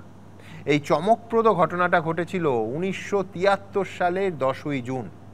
সুশীলা কার্কির স্বামী তৎকালীন নেপালি কংগ্রেসের নেতা প্রসাদ সুবেদী রাজা মহেন্দ্রর আমলে রাজতন্ত্রকে উৎখাত করার জন্য আরও দুজন সহযোগীর সঙ্গে আস্ত একটা বিমান অপহরণ করে নেপালের সীমান্ত পেরিয়ে বিহারের ফবসগঞ্জে নিয়ে আসেন। আসলে ওই বিমানে নেপাল স্টেট ব্যাংকের যে $4 লক্ষ নিয়ে যাওয়া হচ্ছিল সেই টাকা লুট করে গণতন্ত্র ফেরানোর কাজে ব্যবহার করতে চেয়েছিলেন হাইজ্যাকাররা, যদিও পরে একজন ছাড়া সবাই ভারতে পুলিশের হাতে ধরা পড়ে যান। নিউ ইয়র্ক টাইমসের রিপোর্ট অনুযায়ী নেপালের বর্তমান প্রধানমন্ত্রীর স্বামী ভারতে 2 বছর জেলও খাটেন। ভাবুন, নেপালে যে গণতন্ত্র প্রতিষ্ঠার জন্য এত দশক ধরে লড়াই চলছিল, শেষ পর্যন্ত সেই গণতন্ত্র ব্যর্থ হলো বলেই তো আজকের জেনজিকে ফের পথে নামতে হলো। সুতরাং গণ আন্দোলন ব্যর্থ হওয়ার উদাহরণও কিন্তু কম নেই। আচ্ছা, এই কথা বলেই শুরু করবো আজকের ওপেন ফোরাম। আমি তুমি এই নেপালের ইতিহাসটা বলে আমি বলছি যে মানে এবছরের এপ্রিল মাসে নেপালের একটা বড় সংগঠন আবার রাজতন্ত্রকে ফিরে পেতে চাইছে বলে আন্দোলন শুরু করেছে, মানে প্যারালালি এদের সঙ্গে। এটাও একটা খুব অদ্ভুত, মানে ইতিহাসে এইরকম মুখ ফেরানো, যে তারা গণতন্ত্র বা মানে ডেমোক্রেসি সম্পর্কে তারা টোটালি ফ্রাস্ট্রেটেড। ঠিক এতটাই যে এই তুমি ঠিক যে সন্দেহটা করছিলে যে জেনজির পিছনে কে, অনেকেই মনে করছিলেন যে যেহেতু রাজা এয়ারপোর্টে এখন রাজপরিবারের যিনি সবথেকে সিনিয়র সদস্য, তিনি নাবার পর থেকে এই মুভমেন্ট শুরু হয় এবং স্লোগানিং হয় এয়ারপোর্টে, অনেকেই মনে করছিলেন তার পেছনে রাজতন্ত্র আছে কিনা। কিন্তু যেহেতু স্কেলের অনেকটা ফারাক, সেহেতু হয়তো ঠিক ওইভাবে দেখুন সুমনবাবু, আমি যে বলছিলাম, আমি সময়ের অভাবে সবটা বলতে পারিনি, আরো সময় দরকার ছিল। বলি নেপাল কিন্তু হিন্দু রাষ্ট্র, যে কথাটা আমার বলা হয়নি। হিন্দু রাষ্ট্র, 99.99% বেশি হিন্দু মানুষের বাস। অর্জুন বাবুরা ওখানে আবার রোহিঙ্গা খুঁজে পাবেন না তো? আমার প্রশ্ন এক। শুধু আমি ইতিহাসের প্রয়োজনে দুটো জিনিস যোগ করি, সেটা হচ্ছে যার কথা বলছিলাম তিনি রাজা বীরেন্দ্র, আর নেপাল কিন্তু এখন ঘোষিত এই সাম্প্রতিক সরকার ওই ঘোষণা করে হিন্দু রাষ্ট্র থেকে কিন্তু নেপাল সরে গেছে। তার কারণ এটা সরেছে যখন মাওবাদী সংশোধন করে ওখানে সরকারে এসেছিল। ওই ইতিহাসটা আমি জানি সুমনবাবু। প্রচন্ড নেপালকে হিন্দু রাষ্ট্র বলছেন কেন? আমি বলছি, আরে তখন তো ঘোষিত হিন্দু রাষ্ট্র ছিল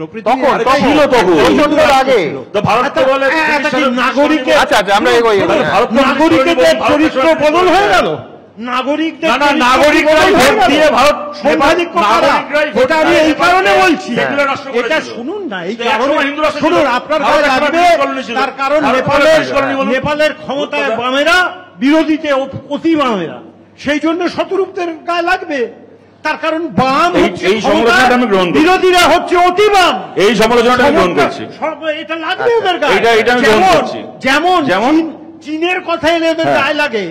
62 সালে চীনের সঙ্গে ভারতের যুদ্ধের পর কমিউনিস্ট পার্টির বিভাজন, 64 সালে ম্যাকমোহন লাইন নিয়ে ওদের দ্বন্দ্ব, নইলে সিপিআই এবং সিপিএমটা ভাগ হলো কেন 1964 সালে? ইতিহাসকে বিকৃত করবেন না। আমার অনুরোধ আপনার কাছে, আপনারা পররাষ্ট্রনীতি ভারতবর্ষে কোনো লাইন নেই। আপনার ভাষণের জন্য ওরা এরপরে বলা হবে না। আমি 2000 এই সমালোচনাটা গ্রহণ করছি। নেপালে বামপন্থীরা ছিল সরকারে, চায়নায় বামপন্থীরা রয়েছে, অতএব আমি যেহেতু বামপন্থী আমাকে জবাব দিতে হবে। আর তৃণমূলকে যেহেতু হাওড়া স্টেশন পার করলে কেউ আর চেনে না, তাই ওনার কোনো দায় নেই, আমাকে পাল্টানো কিছু বলতে পারবো না। তবে আপনি যেটা বললেন অন্য কথা, যেটা যে নেপালে এই হয়েছে সব বুঝলাম, তৃণমূল কেন চোর সেটা বলুন না। আপনার কাছে আমার প্রশ্ন, আপনারা কেন খুনে ছিলেন? বাংলার মানুষ সেই জন্য তো শূন্য থেকে মহাশূন্য পায়। ভালো করেন, তাহলে আপনি চুরি করবেন। এই যে চুরি করবেন, মানুষকে গিয়ে দিন, তাহলে চুরি করবেন। তাহলে বুদ্ধদেব শূন্য থেকে মহাশূন্য চুরি করবেন। শুনুন, বুদ্ধদেব চুরি করবেন না বলে বুদ্ধদেব ভট্ট, আরে আপনার কথাটা আমি শুনেছি, এবার উত্তরটা নিন। বুদ্ধদেব ভট্টাচার্য কাকে উদ্দেশ্য করে পদত্যাগ করেছিলেন এই কথা বলে, যে চোরেদের মন্ত্রিসভায় আপনি বলেছিলেন? এই উত্তরটা দিন না। আপনি বলেছিলেন মিথ্যাচার করবেন না, আপনি বলেছিলেন মিথ্যাচার করবেন না। সালে বুদ্ধদেব পদত্যাগ করেছিলেন, 2021 মন্ত্রিসভার বাঁকুড়ায় ক্যান্ডিডেট করা হয়নি কেন? উনি বলেছিলেন যে আমি চোরেদের গভর্নমেন্ট এমএলএ হব না। আপনাকে 21 মমতা ব্যানার্জি প্রার্থী করলেন না কেন? আমি এমএলএ হব না। আপনার পক্ষে বলছি, আপনি বলেছিলেন চোরেদের গভর্নমেন্ট এমএলএ হব না। স্টেটমেন্ট, আরে না, এটা সমীর চক্রবর্তী স্টেটমেন্ট যে চোরেদের সরকারে আমি কাগজের কাটিং বের করে দেবো, বের করে দেবো আপনাকে। সরকার। যখন দেখা হবে আমি দেখিয়ে দেবো বুদ্ধবাবু স্টেটমেন্ট চোরেদের মন্ত্রিসভায় থাকবো না। একটা রিকোয়েস্ট, আপনি বলেছিলেন চোরেদের সরকারে এমএলএ হবো না, তাই আপনাকে 21-এ মমতা ব্যানার্জি প্রার্থী করেননি। শতরূপ একটা রিকোয়েস্ট, এই ডিবেটটা দেখলে না জেনজি আরো পার্লামেন্টারি ডেমোক্রেসি সম্বন্ধে বীতশ্রদ্ধ হয়ে যাবে। সুতরাং আমরা যেহেতু জেনজিকে নিয়ে আজকে ফোকাস করছি, ওদের মেজাজটা আরো তিতিবিরক্ত করে তো লাভ নেই। আমি তো জানি যেখানে ডিবেট থেমে যায় সেখানেই জেনজি রিজলিউশন হয়। না, কিন্তু পারহ্যাপস এই ধরনের কনভারসেশন, আমি একটা কথা বলি, আমি একটা দুনিয়ার লোকের সুবিধা কেন করে যতগুলো আন্দোলন হয়েছে, হয় ছাত্র আন্দোলন নয় শ্রমিক আন্দোলন, কে বলেছে পৃথিবী জুড়ে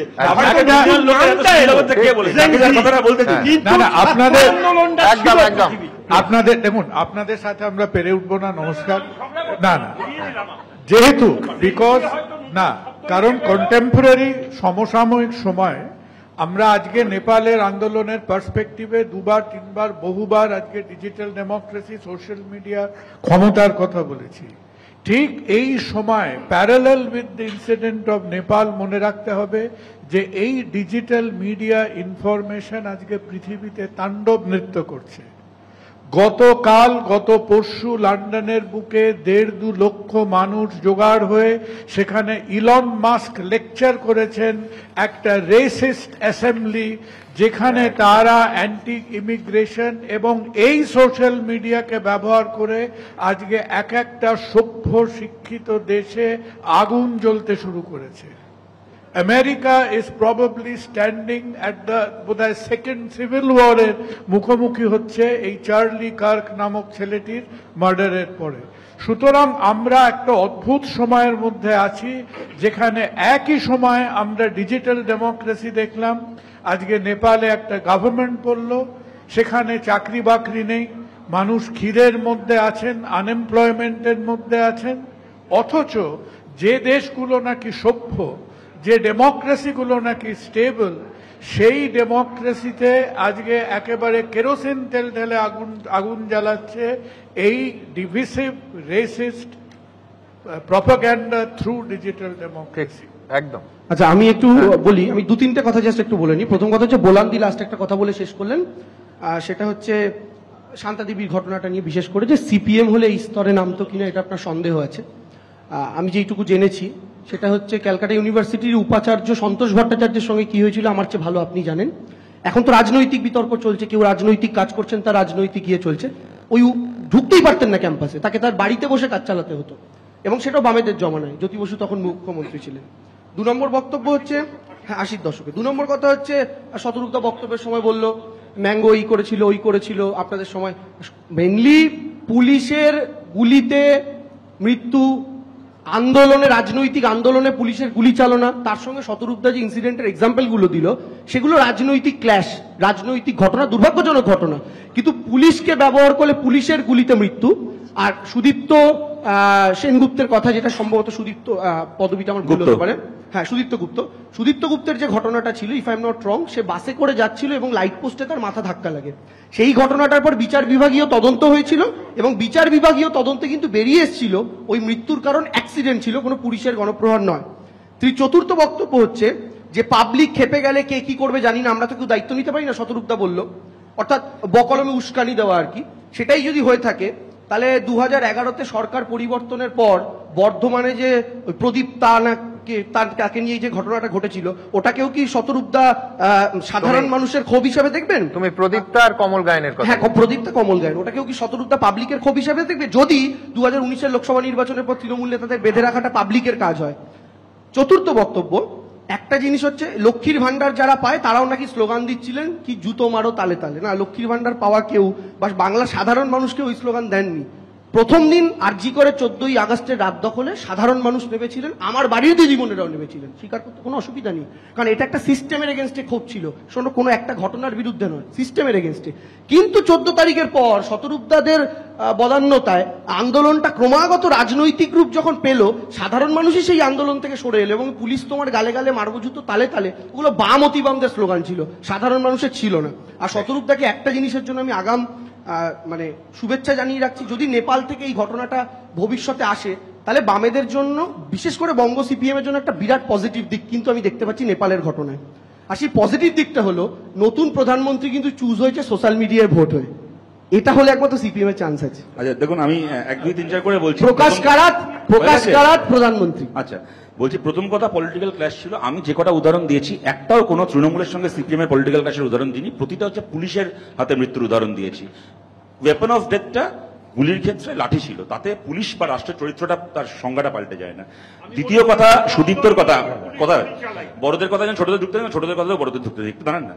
দ্বিতীয় কথা হচ্ছে যে সুদীপ্ত, দ্বিতীয় কথা হচ্ছে যে সুদীপ্তর মৃত্যু, 1 মিনিট, সুদীপ্তর মৃত্যু। ভাই সুদীপ্তর মৃত্যুর বিচার বিভাগীয় তদন্ত সকল শুরু হওয়ার আগে, প্রথম কথা বিচার বিভাগীয় তদন্ত হয়নি, জুডিশিয়াল ইনকোয়ারি আমরা চেয়েছিলাম, হয়নি। পুলিশের নিজস্ব ইনকোয়ারি করে রিপোর্ট দেওয়া হয়েছিল। তার আগে মমতা বন্দ্যোপাধ্যায় বলে দিয়েছিলেন ছোট্ট ঘটনা পেটি ঘটনা। মমতা বন্দ্যোপাধ্যায় বলে দেওয়ার পরে ওনার পুলিশ কি করতে পারে আমরা সবাই জানি, কিন্তু ছেড়ে দাও, আমি সেই প্রসঙ্গেও যাচ্ছি না। মমতা বন্দ্যোপাধ্যায়ের অ্যাপয়েন্ট করা স্টেট হিউম্যান রাইটস কমিশন বলেছিলেন যে সুদীপ্তর বাবাকে তার পরিবারকে ক্ষতিপূরণ দিতে হবে। হিউম্যান রাইটসের সেই কমিশনারের চরিত্র হনন করে তাকে পদত্যাগ করতে বাধ্য করা হয়েছিল, কিন্তু সুদীপ্তর বাবা আজকে মারা গেছেন, তাকে ক্ষতিপূরণটা মমতা বন্দ্যোপাধ্যায় সরকার দেননি। যেভাবে মারা গিয়ে থাকতে কেন কাস্টোডিয়াল ডেথ ছিল তো, আজ অব্দি ক্ষতিপূরণটা দেননি। তার বাবার এখন মৃত্যু হয়েছে। প্রদীপ্তা কমল গায়ের মৃত্যুটাকেও জনরোষ বলে চালানো যেত যদি তার খুনের প্রত্যেকজন অপরাধী তৃণমূল কংগ্রেসের নেতা সংগঠক না হতো। সুতরাং আমি বলছি যে দেখো, আজকে আমরা আলোচনাটা তো নেপাল, জাপান এইসব রেফারেন্স এসছে। আমার বলার মূল এবং সুমনদাকে আমি একটা কথা বলি, সুমনদা এর আগে আমি বলার পরে যখন তুমি বলেছিলে নেতাই এবং নন্দীগ্রামের কথা বলেছিলে, নেতাইয়ের তদন্ত 14 বছর মমতা বন্দ্যোপাধ্যায় সরকার চালানোর পরে আমাদের একজনকেও কনভিক্ট করেনি। তার থেকে বড় কথা, নন্দীগ্রাম নিয়ে গত ভোটের আগে মমতা বন্দ্যোপাধ্যায় নন্দীগ্রামে দাঁড়িয়ে বলেছেন যে নন্দীগ্রামের গুলি চালানোর ঘটনা এবং মৃত্যুর জন্য বাপ ছেলে দায়ী, শুভেন্দু অধিকারী শিশির অধিকারী দায়ী। এটা আমি বলছি মমতা বন্দ্যোপাধ্যায় এবং মমতা বন্দ্যোপাধ্যায়ের পুলিশ কি বিশ্লেষণ করলো আমি লিস্ট বদাই না। আমি আমার বক্তব্য যে নেতায়ের ওপর থেকে গুলিটা না চললে সরস্বতী মন্ডল মারা যেতেন না, মাথায় গুলি লাগতো না। কিন্তু সিপিআইএম এর কেউ চালিয়েছে কিনা 14 বছর মমতা বন্দ্যোপাধ্যায় এবং রথীন বন্দ্যোপাধ্যায়ের বাড়ি থেকে গুলি চলেছিল, এটা ফ্যাক্ট। আমি এইটা বলছি। 14 বছর হচ্ছে সিবিআইও নন্দীগ্রামের কি রিপোর্ট দিয়েছিল আমরা প্রত্যেকে জানি, কিন্তু তাতে কি গুলি চালানো হয়ে যায় না? কিন্তু আমি সিবিআই কেও বিশ্বাস করি না, সিআইডি কেও বিশ্বাস করি না। আমি খালি দেবাংশুকে আর মমতা বন্দ্যোপাধ্যায়কে বিশ্বাস করি। মমতা বন্দ্যোপাধ্যায় বলেছেন নন্দীগ্রামে যাওয়া হয়েছে, শুভেন্দু শিশির অধিকারী করেছিলেন। এবং আরে আমার বিরুদ্ধে বললো, আমি জবাব দেবেন, আপনি দেবেন না? আমি কাছে যাবো। তুমি প্রদীপ তাদের ক্ষেত্রে যে কথাটা বললে, আমি তোমায় জিজ্ঞেস করতে চাই, তোমাদের দলের তরফ থেকে যে ন্যারেটিভ আসে মাঝে মধ্যে, সাইবাড়িকে তোমরা গণতান্ত্রিক আন্দোলন, মানুষের ক্ষিপ্ত জনরোষ মনে করো? খুন বা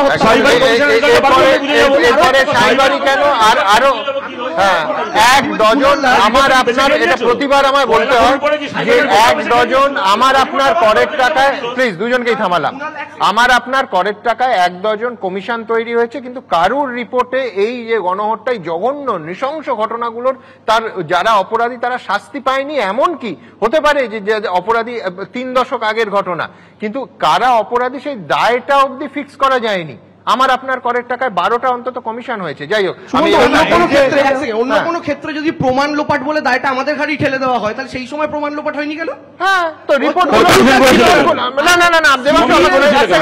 সিপিএম কম্পিউটার মোবাইল ঢুকতে দেয়নি, হতে পারে। আমার বক্তব্য খুব পরিষ্কার যে সিপিএম না প্রমাণ লোপাট করেছে হলো, কিন্তু আমার বক্তব্য খুব পরিষ্কার। এই দুজনকেই থামালাম। সেটা হচ্ছে যে আমার বক্তব্য খুব পরিষ্কার, সেটা হচ্ছে ধরে নিচ্ছি আমি সিপিএম সব প্রমাণ লোপাট করে দিয়েছে। আমার আপনার করের টাকায় যে কমিশন হয়েছে সেই কমিশনের রিপোর্টগুলো কোথায় গেল? কোন আলমারিতে? নবান্ন না রাইটার্স কোন আলমারিতে সেগুলো পড়ছে? সেগুলো মানুষের দরবারে সেগুলো পেশ হোক যে আমার আপনার করের টাকায় তো কমিশন হয়েছিল।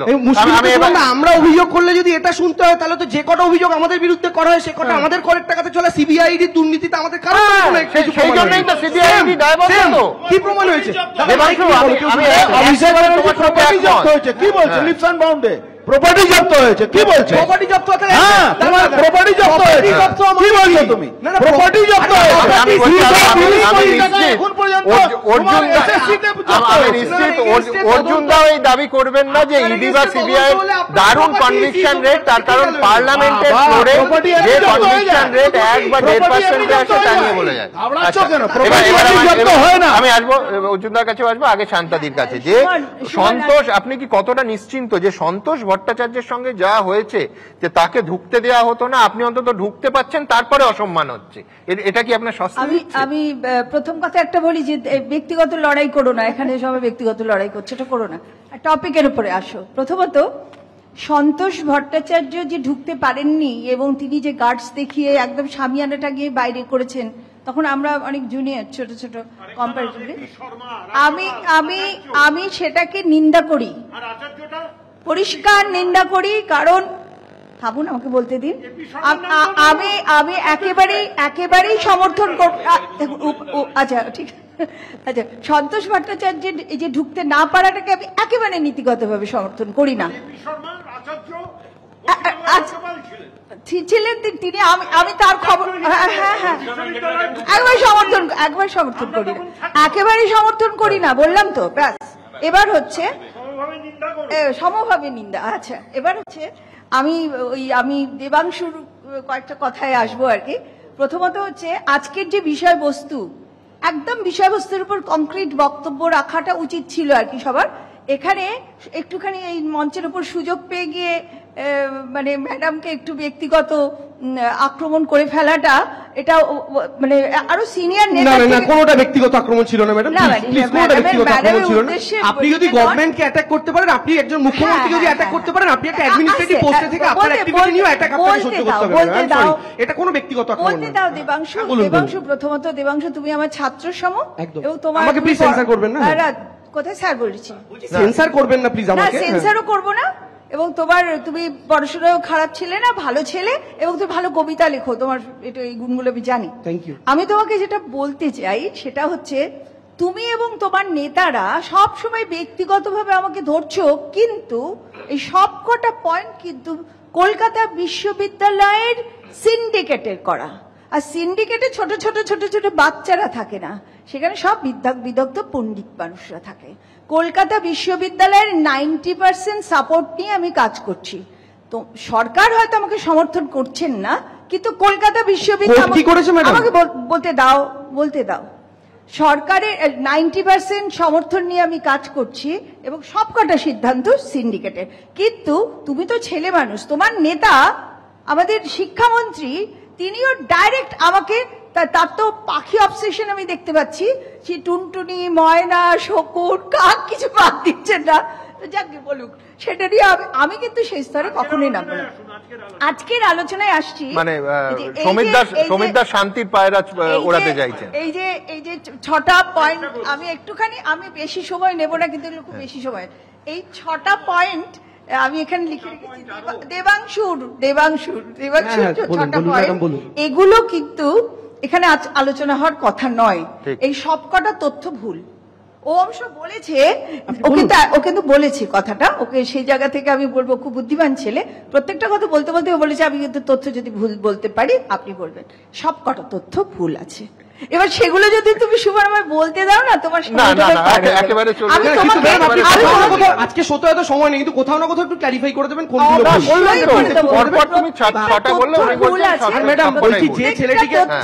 আমাদের যে ছেলেটিকে ধরুন সেন্সার করা হলো, আচ্ছা সেই ছেলেটি পিএইচডি এন্ট্রান্স এক্সামে পাস করেছে বলেই কি কোনোভাবেই 2023 সেপ্টেম্বরে এই পরীক্ষাটা হওয়ার পর আগে রেজাল্ট বার করতে না ম্যাডাম? একেবারেই তুমি জানো না সব। অ্যানথ্রোপোলজিটা বার করে দিলেন, শুধু এটা কেন বার করেননি ম্যাডাম? হিউম্যান রাইটস সেক্টর তুমি জানো না।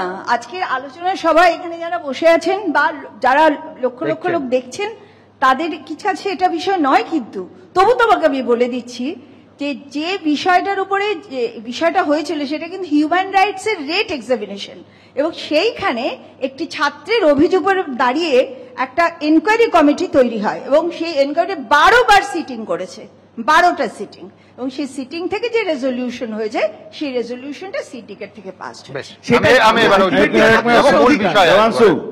আচ্ছা সমীরদা, আপনি বয়স হয়ে গেছে তো একটু ভুলে যাচ্ছেন এইটা।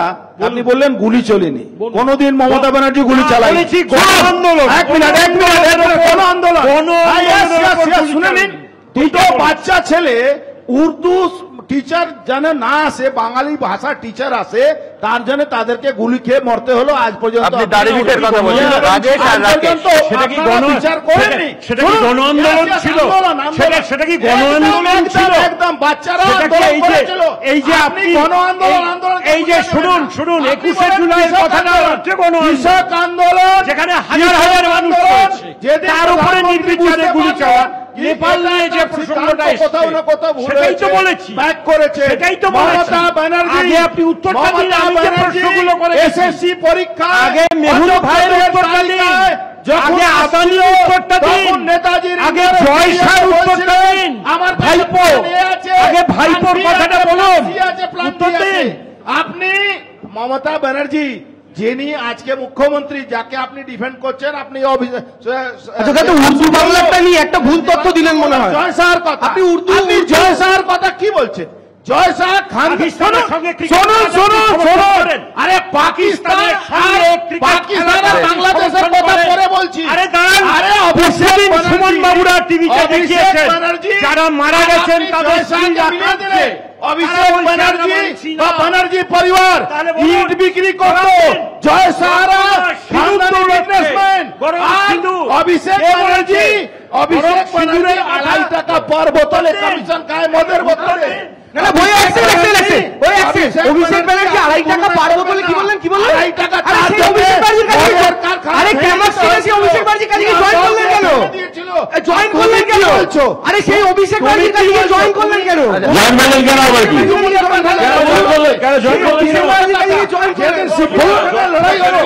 তুমি কোথায় ছিলে তখন? তুমি একজন বলছেন দাঁড়ান, একজন বলছে শুনুন। আমি বিভ্রান্ত যে কে দাঁড়াবেন আর কে শুনবেন, কিন্তু আপনারা শুনছেন এক এক করে। প্লিজ, 4 জন কথা বললে কেউ শুনতে পারবে না। এবার আমার দাঁড়িয়ে বলছে একজন মন্ত্রী এখনো আছে যারা সে সময় বলেছিল কি আমার এসএসসি তে চুরি হয়েছে। দাদা যার বিরুদ্ধে তার অফিসে জয়েন করলেন কেন? আমি তাকে জানতে চাইছি যার বিরুদ্ধে অভিযোগ তার মন্ত্রী আছে। না না, একটা তার অফিসে জয়েন করলো, তুমি দরজা বাইরে শুয়েছিল না বলে সেই সুযোগে জয়েন করলো। তো তোমার তুমি শুয়েছিল না কেন? আমি একটা কথা জিজ্ঞেস করছি, শুয়েছিল না কেন? তুমি ফ্রিডম অফ স্পিচ বলছো না কেন? তুমি ফ্রিডম অফ স্পিচ বলছো, বিজেপিতে ফ্রিডম অফ স্পিচ আছে।